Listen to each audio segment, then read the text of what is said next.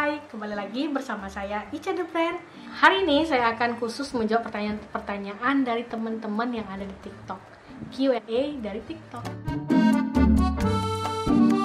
Mungkin teman-teman banyak yang tahu ya, kalau akhir-akhir ini saya memang lebih sering update di TikTok daripada di YouTube. I'm so sorry because I don't know, I think TikTok is more enjoy for me. Saya rasa TikTok sekarang platform yang sangat amat besar dan growth-nya sangat tinggi. Jadi saya di sana, bagi teman-teman yang punya TikTok juga, silahkan follow, like, dan komen di akun TikTok saya Ica The Brand di sini. Karena di sana saya juga banyak share tentang perkuliahan, tentang skripsi, dan yang berhubungan dengan hubungan internasional. Oke, di video kali ini saya akan lebih banyak menjawab pertanyaan teman-teman yang ada di TikTok. Karena di TikTok durasinya itu paling lama kan 60 detik ya, 1 menit. Jadi saya akan mulai bacakan pertanyaan dari teman-teman yang ada di akun TikTok saya Ica The Brand ya. Ini dari Aulia, dia bertanya, Kak, saran dong judul skripsi untuk jurusan psikologi industri dan organisasi.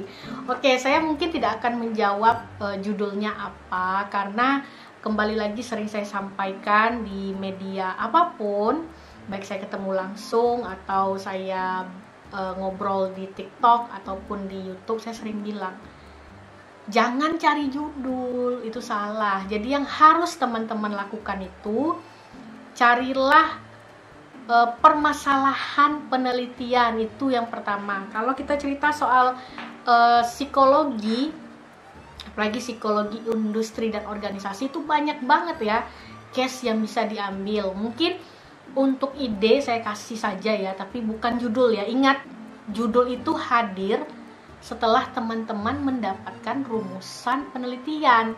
Rumusan penelitian itu adalah pertanyaan yang nanti akan saya jelaskan apa saja pertanyaan ketika kita hendak membuat penelitian. Kalau kita cerita soal industri, psikologi industri atau organisasi, banyak sekali study case-nya atau studi kasusnya.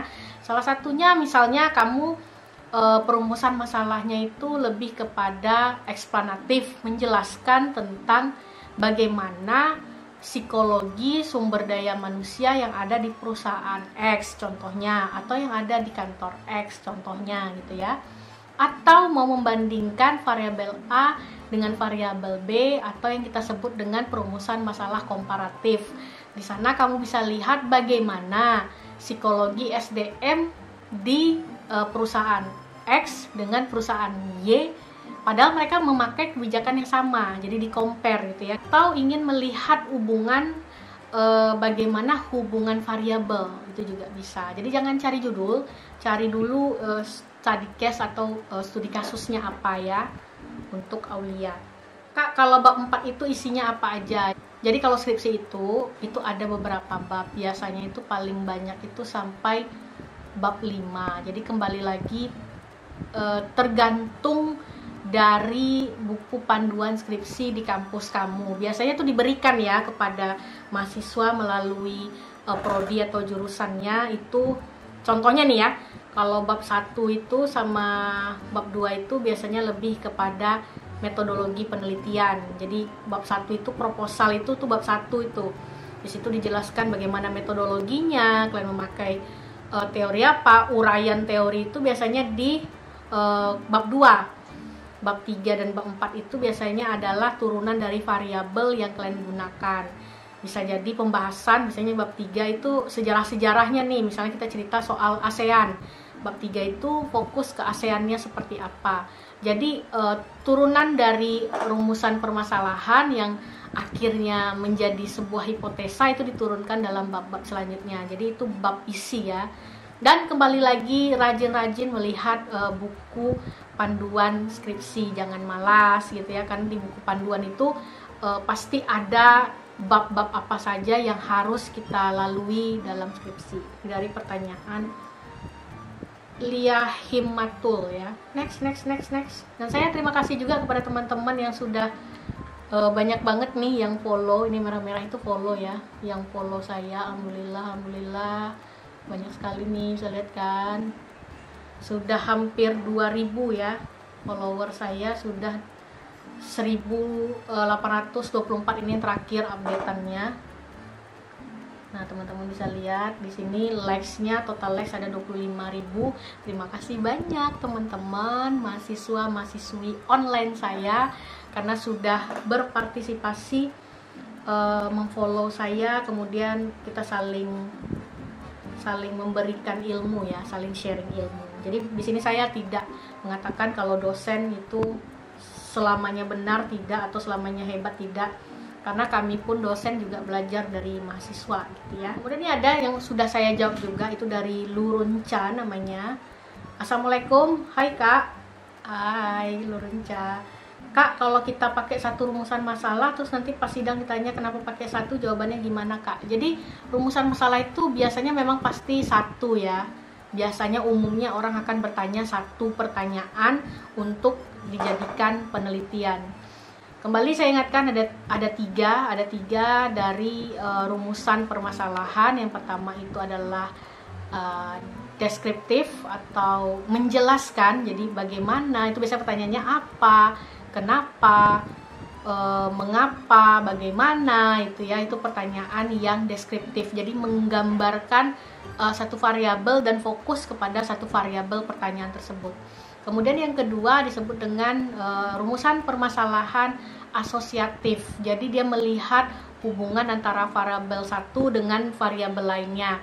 Nah, ini kalian bisa misalnya melihat satu kebijakan yang dipakai untuk satu komunitas regional negara, tetapi kita lihat bagaimana hubungannya antar kedua variabel gitu ya. Kemudian yang ketiga disebut dengan rumusan permasalahan komparatif. Jadi melihat bagaimana perbandingan antara variabel satu dengan variabel lainnya gitu ya. Ini juga satu tips ya untuk teman-teman lainnya, untuk mendapatkan penelitian yang bagus itu juga salah satunya selain melihat fenomena yang ada, kalian juga harus rajin mengcompare, membandingkan satu fenomena yang mungkin terdahulu pernah terjadi, kemudian kalian turunkan lagi. Nah, ini juga menarik bagi teman-teman yang stuck nih mau mencari penelitian.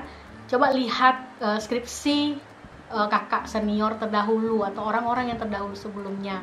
Misalnya contohnya nih, kebijakan, nih penelitian saya ya, Smart Cities Network di ASEAN ya, ASEAN. Di sana nanti diturunkan. Kalau saya kemarin melihat bagaimana di Indonesia ASEAN itu, khususnya di Pekanbaru, mungkin ada yang mau meneliti nanti di Malaysia, di Singapura dan lain sebagainya. Itu namanya penelitian turunan, dan itu juga bagus ya. Tapi kalian memang harus kuat di analisis perbandingannya. Jadi membandingkan, compare-nya itu harus benar-benar kuat gitu ya. Membandingkan satu case dengan penelitian terdahulunya. Jadi minimal itu 5 penelitian sebelumnya untuk mengcompare. Jadi sisi dari penelitian tersebut lebih komprehensif gitu ya. Kita kan kadang-kadang suka merasa penelitian ini adalah penelitian yang the best dari sisi kita, tapi kita juga harus melihat, jadi banyak sisi sekali, banyak aspek yang harus teman-teman lihat dari satu fenomena atau studi kasus yang ada, seperti itu ya. Alhamdulillah banyak banget nih ucapan terima kasih dari teman-teman. Saya juga ngucapin terima kasih ya di TikTok, karena saya nggak nyangka dalam waktu 3 bulan saya bikin akun TikTok, ternyata alhamdulillah FYP alias For You Page terus. Jadi FYP itu istilah untuk di TikTok ketika konten kita itu sebarannya itu meluas di berbagai akun TikTok orang lain. Jadi istilahnya viral lah ya, viral, trending, itu FYP. Alhamdulillah kajian-kajian HI, kajian-kajian kuliah itu bisa diterima oleh teman-teman di TikTok. Jadi TikTok is not about dance, is not about joget-joget saja, tapi juga bagaimana kita bikin clean TikTok yang bersih ya. Meskipun saya yakin ada video-video seperti itu, kita anggap aja untuk hiburan, ambil yang baiknya, buang yang buruknya. Tapi perbanyak yuk bikin konten-konten yang menarik, konten-konten yang bikin kita jadi nambah banyak ilmu.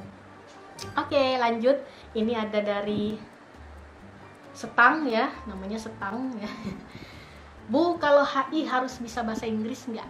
Gitu ya. Nah, ini banyak juga pertanyaan dari teman-teman siswa yang tertarik untuk masuk hubungan internasional.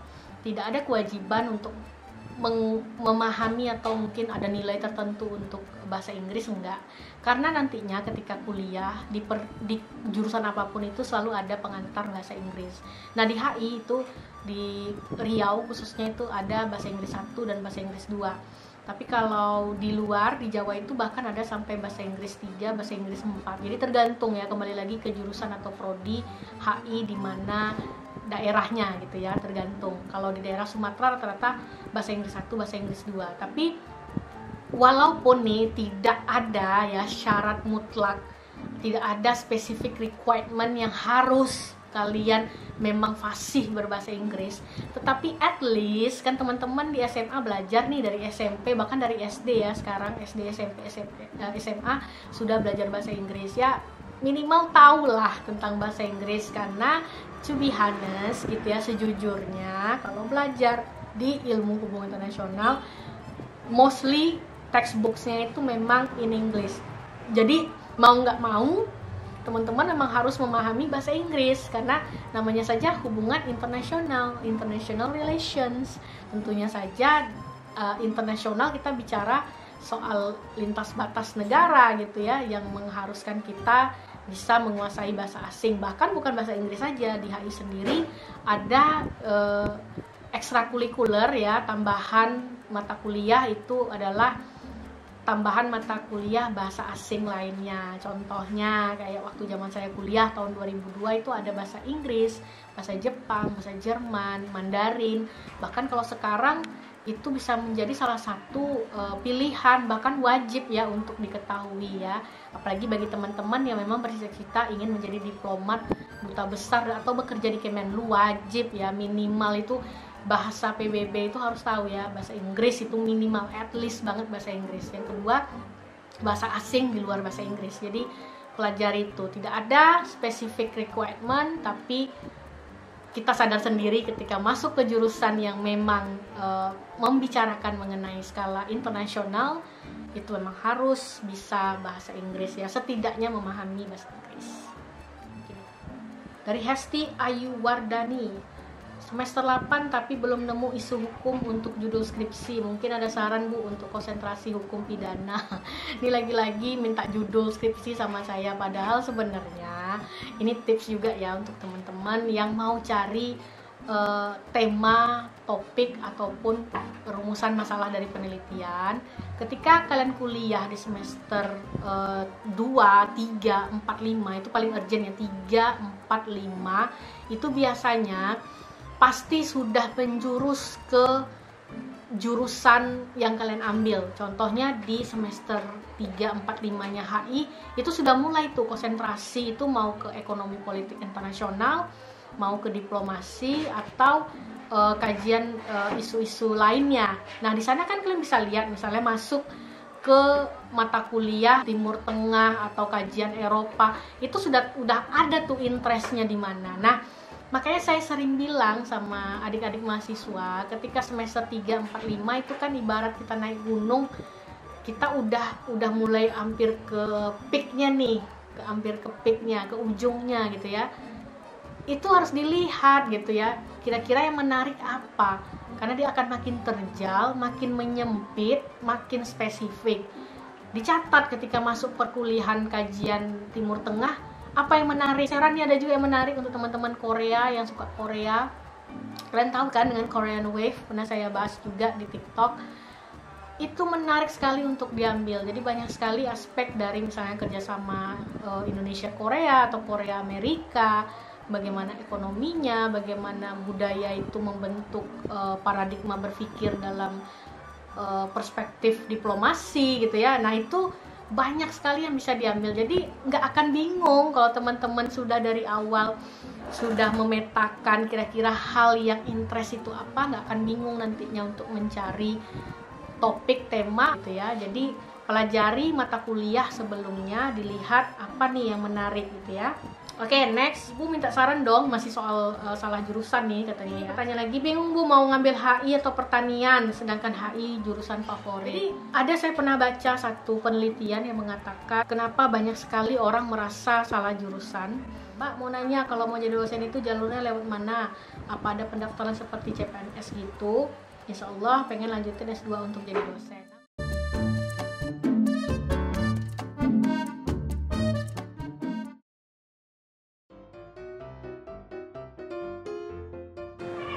Cantik dan ganteng mami. Ada anak pertama namanya Van Gogh.